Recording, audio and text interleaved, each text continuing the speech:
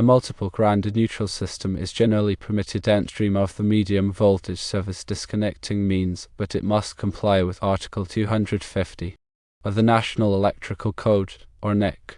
However, an exception arises when metal piping systems are common to different buildings. In such cases, a multiple grounded neutral system is not permitted because the common metal piping can create an unintended path for neutral current flow between buildings, potentially creating a hazard.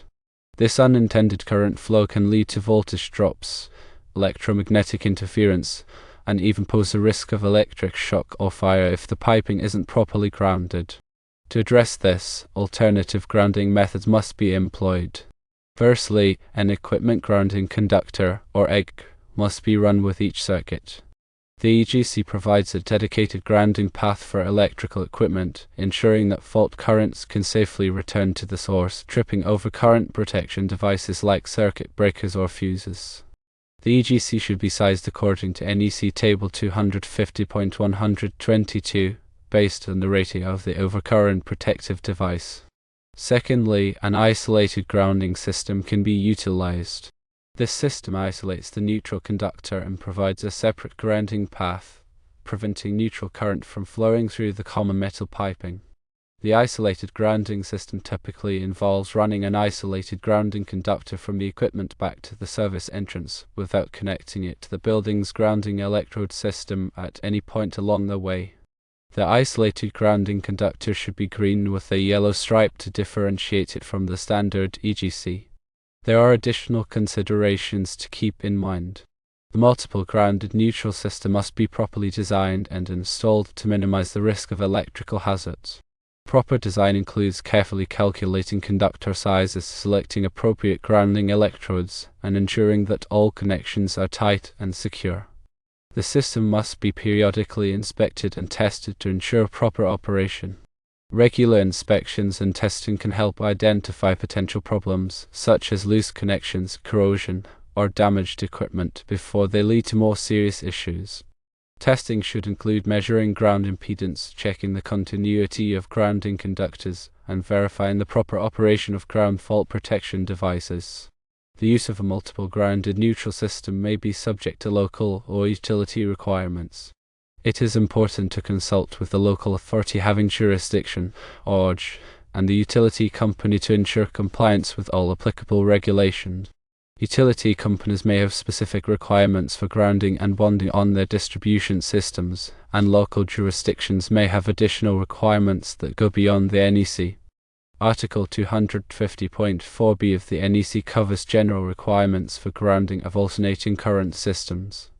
It states that alternating current systems that are grounded must be grounded in a manner that limits the voltage to ground on the ungrounded conductors and facilitates the operation of overcurrent protective devices. This means that the grounding system must be effective in providing a low impedance path for fault currents to return to the source, allowing overcurrent devices to quickly trip and clear the fault.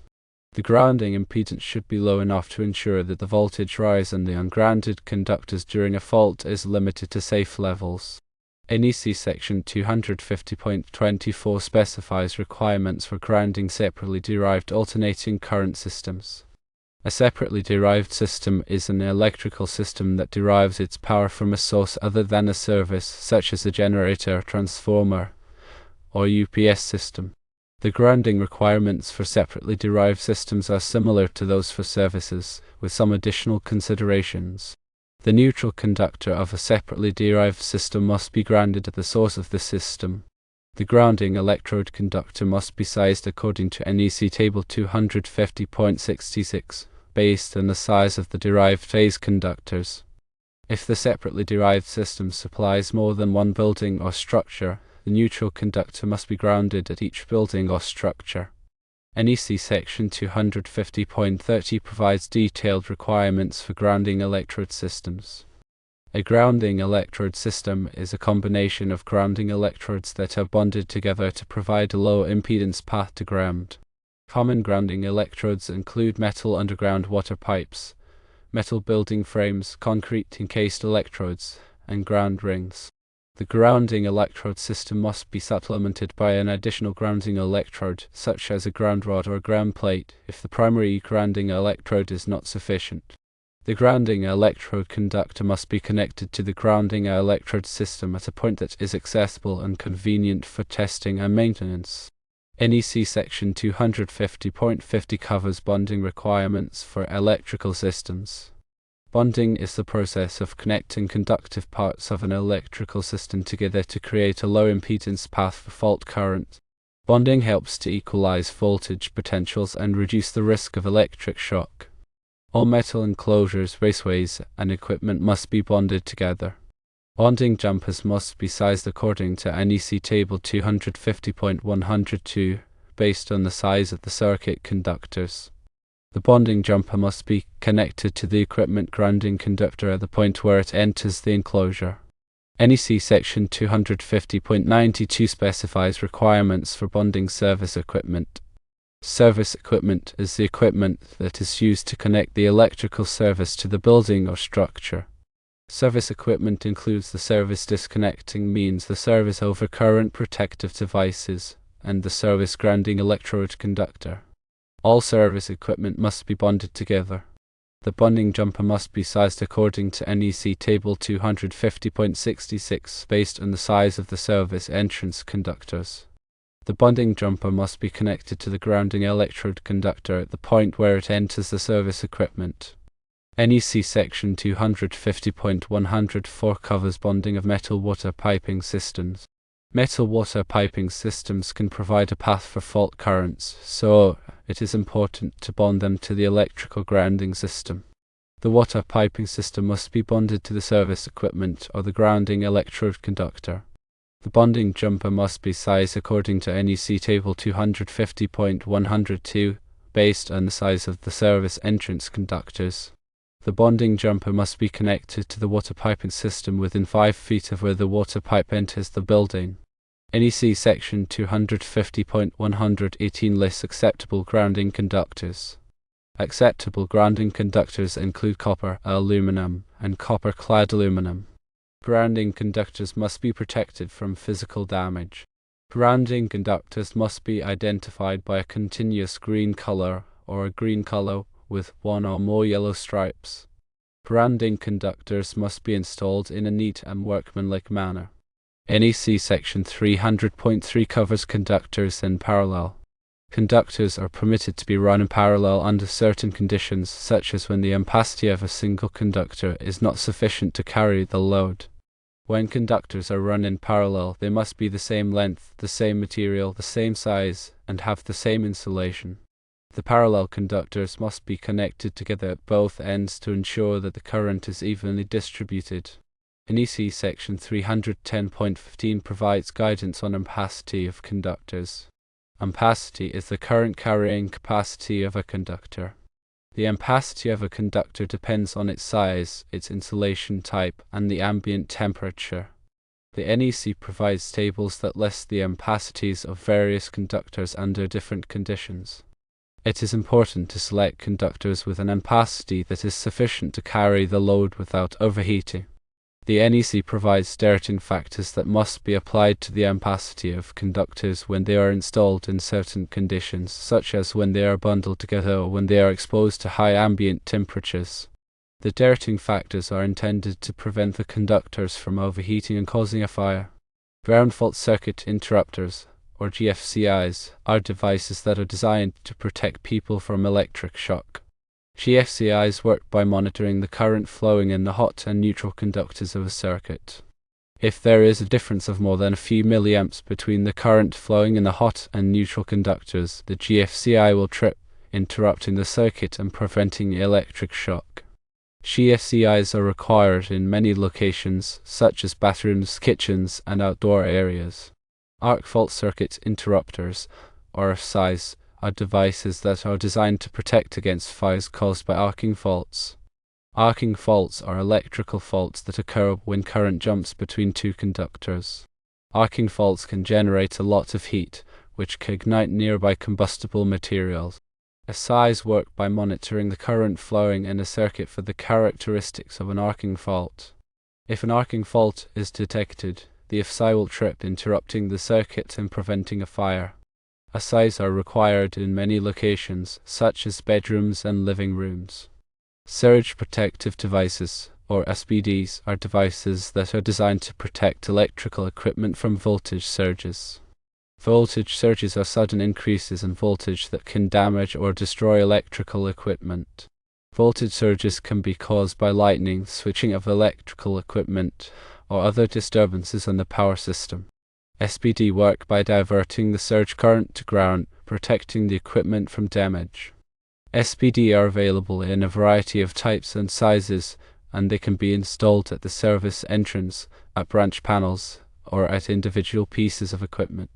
Transient voltage surge suppressors, or TVSS, are another type of surge protective device. TVSS devices are similar to SPD, but they are typically smaller and less expensive. TVSS devices are often used to protect sensitive electronic equipment, such as computers and televisions. Uninterruptible power supplies, or UPSs, are devices that provide backup power to electrical equipment in the event of a power outage. UPS typically contain a battery that can provide power for a limited amount of time. UPS are often used to protect critical equipment, such as computers, servers, and medical equipment. Power conditioners are devices that are designed to improve the quality of electrical power. Power conditioners can filter out noise, regulate voltage, and provide surge protection. Power conditioners are often used to protect sensitive electronic equipment, such as computers, audio equipment, and video equipment. Harmonic filters are devices that are designed to reduce harmonic distortion in electrical systems. Harmonic distortion is caused by nonlinear loads, such as electronic ballasts and variable frequency drives. Harmonic distortion can cause overheating of equipment, increased energy consumption, and interference with other electrical equipment. Harmonic filters work by cancelling out the harmonic currents, reducing the overall level of harmonic distortion in the system. Power factor correction capacitors are devices that are designed to improve the power factor of electrical systems. Power factor is a measure of how efficiently electrical power is being used. A low power factor means that the electrical system is not using power efficiently. Power factor correction capacitors work by providing reactive power to the system, which reduces the amount of current that is required to deliver the same amount of real power. Improving the power factor can reduce energy consumption and improve the performance of electrical equipment. Energy management systems, or EMSs, are systems that are designed to monitor and control energy consumption in buildings and facilities. EMS can track energy usage, identify areas where energy is being wasted, and automatically adjust lighting, heating, and cooling systems to reduce energy consumption. EMS can also be used to generate reports on energy usage, which can be used to track progress towards energy efficiency goals.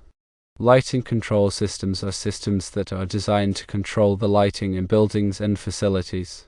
Lighting control systems can be used to turn lights on and off automatically, dim lights, and adjust lighting levels based on occupancy or time of day. Lighting control systems can save energy and improve the comfort and productivity of occupants. Building automation systems, or BASs, are systems that are designed to control and monitor a variety of building systems such as lighting, heating, cooling, and security. BAS can be used to improve energy efficiency, reduce operating costs, and improve the comfort and safety of occupant. Renewable energy systems are systems that generate electricity from renewable sources, such as solar, wind, and hydro. Renewable energy systems can reduce reliance on fossil fuels and reduce greenhouse gas emissions. Solar photovoltaic systems convert sunlight directly into electricity using solar cells. Wind turbines convert the kinetic energy of wind into electricity. Hydroelectric power plants convert the potential energy of water into electricity. Energy storage systems are systems that store energy for later use. Energy storage systems can be used to improve the reliability of renewable energy systems, reduce peak demand, and provide backup power. Batteries are a common type of energy storage system. Batteries store energy in chemical form and release it as electricity when needed. Flywheels are another type of energy storage system. Flywheels store energy in the form of rotational kinetic energy. Compressed air energy storage, or KES, systems store energy by compressing air and storing it in underground caverns or tanks. The compressed air can then be released to drive a turbine and generate electricity. Thermal energy storage systems store energy in the form of heat or cold. Thermal energy storage systems can be used to store solar thermal energy or to store waste heat from industrial processes.